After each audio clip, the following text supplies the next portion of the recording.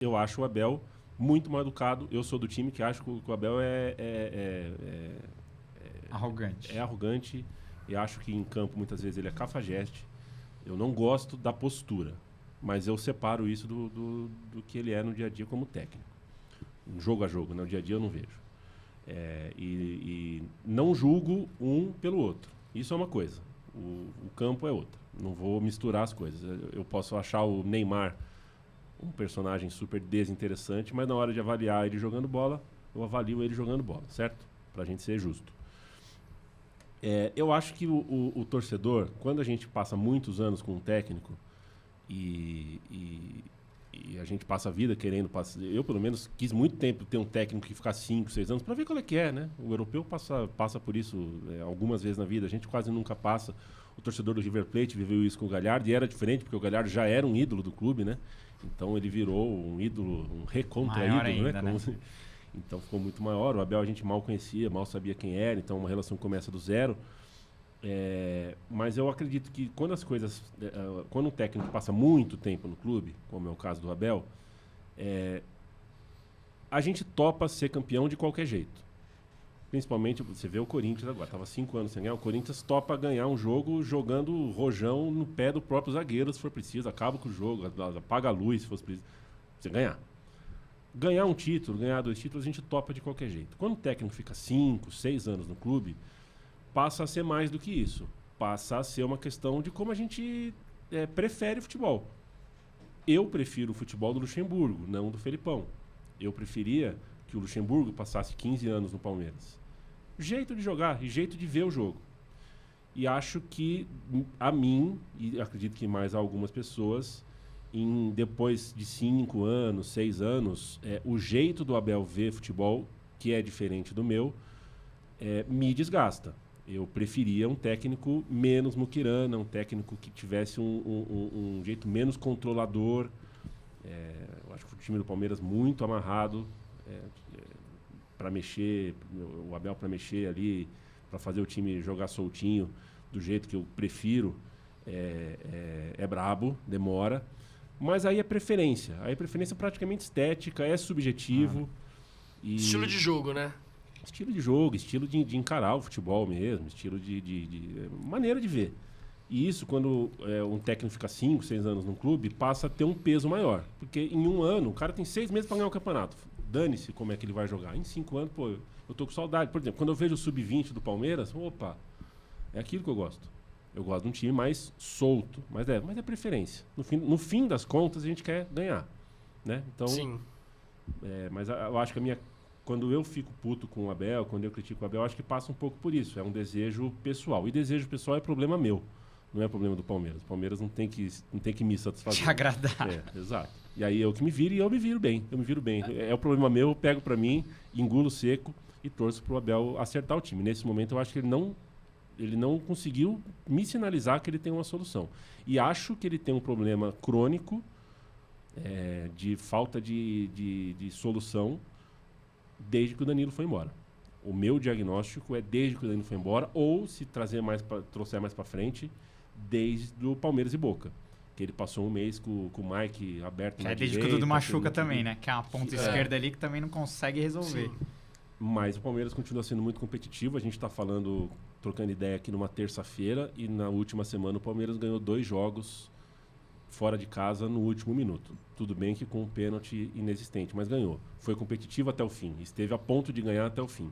A gente vê que, para usar o exemplo de Libertadores, cara, Independiente Del Valle, ano passado, esse ano Sporting Cristal, e 2 anos antes do Independiente Del Valle, Universitário do Peru. 3 vitórias fora de casa por 3-2 no último lance. O Corinthians não tem isso na história da Libertadores. Não. A gente tem 5 anos. Então, é um time competitivo, cara. Um time competitivo e isso também dá gosto. Quando isso faltar, a gente vai sentir falta. E aí não sou eu que vou chegar no microfone aqui e falar, mas eu gosto do estilo de jogo. O estilo de jogo é legal. Não, no fim das contas a gente prefere ganhar. Mas eu me permito dizer que o jeito que eu gosto de futebol, eu sou mais luxemburguista.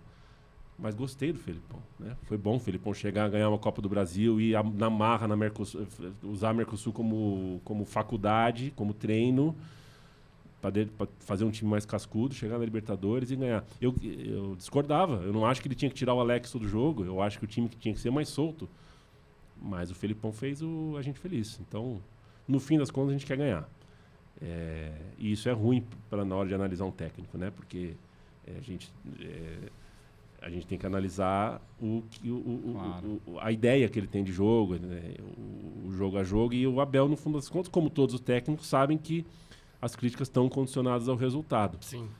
E o pós-jogo é assim. Agora, terça-feira, o Palmeiras jogou domingo. Já é uma terça-feira. Dá pra gente falar de estilo de jogo sem nenhum prejuízo ao resultado em si, ao trabalho em si de um técnico. Vocês acham que se o Palmeiras tivesse ganhado o Brasileiro ano passado, ganhando o Botafogo em casa tal, e aí foi campeão brasileiro, hoje a rejeição do Abel seria menor ou igual? Vou inventar um cenário aqui. Palmeiras ganhou o Brasileiro e esse ano aconteceu a mesma coisa. Reformulação, Dudu vai embora, tal, Rony, vem Vitor Roque, não entrosa e a gente perde o Paulista. A rejeição ia ser igual ou menor? Menor.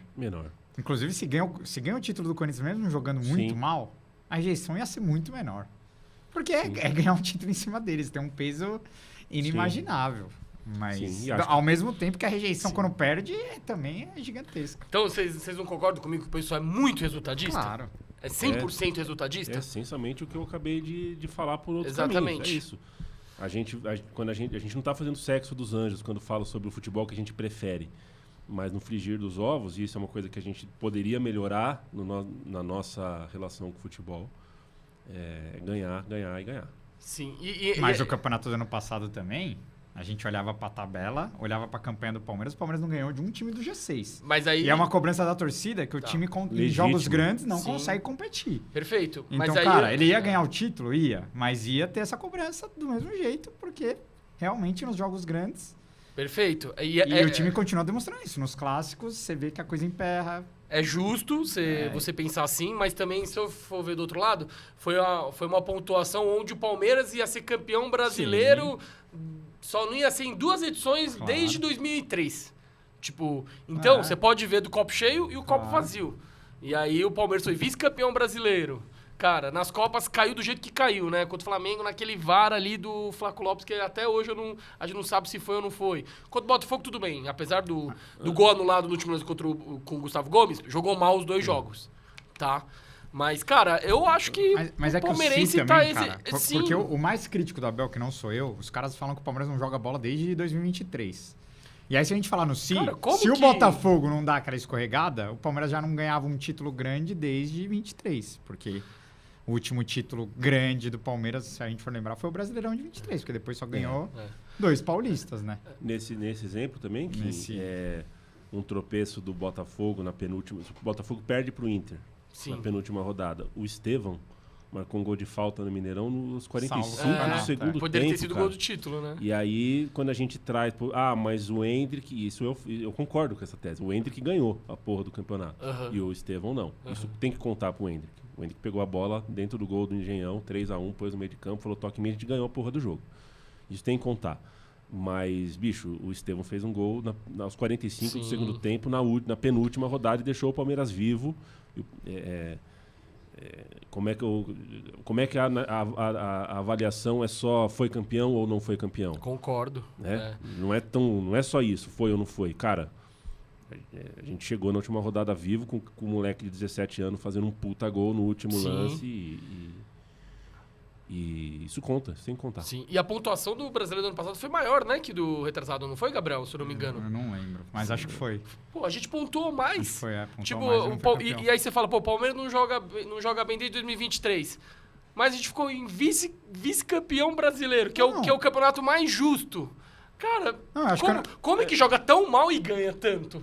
Porra, é um azar assim que é uma sorte, quer dizer, que eu nunca vi, então. Eu acho que ano passado o time teve momentos bons, teve momentos péssimos. Teve a lesão do Estevão também que influenciou, o Piquerez. E até a saída do Endrick ali, o hiato entre a final do Campeonato Paulista até o Endrick se despedir ali foi um... O Palmeiras patinou muito, né? Sim. Como eu disse, eu acho o meu recorte preferido de tempo é o pós-Danilo, que eu acho o Danilo o jogador mais influente do bi e do tri da Libertadores. Na minha concepção, é o Danilo. Quando ele sai, A gente tenta encontrar uma solução ali. O Zé Rafael fica sobrecarregado e fisicamente vai baixando a guarda porque começa a jogar sem se poupar e tudo mais e corre dobrado em campo. Em 2024 a gente acha que encontrou uma solução com o Aníbal e o Aníbal se mostra com o passar do tempo insuficiente, porque o Aníbal não tem o passe, o Aníbal constrói muito pouco, embora ele faz o gol do Tri paulista, né? Contra o Santos, beleza, ótimo. É um jogador esforçado, um jogador bem decente, assim, um jogador íntegro, mas... não é o Danilo, né? Não é o Danilo, e na verdade ele não foi nem o meio Danilo. Né? O Aníbal que a gente viu começar no Campeonato Paulista não jogou o Campeonato Brasileiro. E a gente não, sei lá, a outra opção era o Menino. O Menino não foi... a sensação que eu tenho é que o Menino estava confortável em ser reserva, ele queria sempre ser a opção.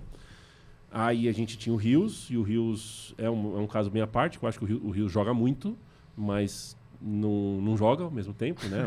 Muito displicente. Pelo menos como volante não é. E a Copa América mostrou pro Abel um Rios diferente. Aliás, a seleção da Colômbia é bem engraçada, né? Porque o Rames Rodrigues e o Rios jogando na seleção da Colômbia, Nossa. O São Paulino e o palmeirense fala, pô, como é que eu faço isso? E o Abel, quando o Rios volta da Copa América, o Abel meio que usa o Rios como... meia-direita ali, mais ou menos, né? O mesala, terceiro né? homem de meio campo ali. É um ala por dentro, né? Pela direita, fazendo composição junto com o Estevão. E funciona. Só que estoura lá atrás, porque a gente já estava com o Zé Rafael baleado. E, cara, faltou gente. Na frente da zaga, na saída de bola, faltou gente. Eu continuo achando que esse é o nosso principal problema do time que ainda não encontramos essa solução. Eu não sei se vai ser alguém da base, se vai ser o Alan um pouquinho recuado. Esse ano torrou uma grana absurda no Emiliano, né? No Emiliano. Não foi barato também, foi uma contratação, foi um investimento alto. Que ainda, até o momento, para mim, me parece um jogador normal, um jogador que compõe elenco. Mas é do nível do Aníbal, né? O Emi. Eu acho que é do mesmo patamar do Aníbal. Parecido. Eu acho que por ele ser mais alto, mais forte, ele me parece... Eu acho que ele acaba servindo um pouco mais... Mas isso, não acho que é o jogador que vai resolver esse problema do Palmeiras. Eu acho que o Palmeiras, na minha concepção, antes de contratar, e a gente contratou muito bem, longe de mim falar que eu não queria o Vitor Roque, é claro que eu queria, mas eu preferia gastar num excelente jogador dessa posição, e eu tô rezando para que esse jogador seja o Lucas Evangelista. Não tenho certeza se vai ser, pelo que eu ouvi de amigo e parente São Paulino que viu o Evangelista no próprio time e falou, cara, não sei. O torcedor do Bragantino não tem o parâmetro, não tem como dizer, porque o Bragantino, convenhamos, é outro... vive outro mundo, né? É um time austríaco, colocado em Bragança Paulista, sem... Mas eu estou torcendo para que o Evangelista seja esse jogador, porque a gente precisa de dinamismo nesse lugar do campo, eu acho. Até para crescer o futebol do Veiga. E aí, curtiu a resenha? Então, para ver o episódio completo, é só clicar aqui no link da descrição. Valeu, avante palestra e Grus Porco!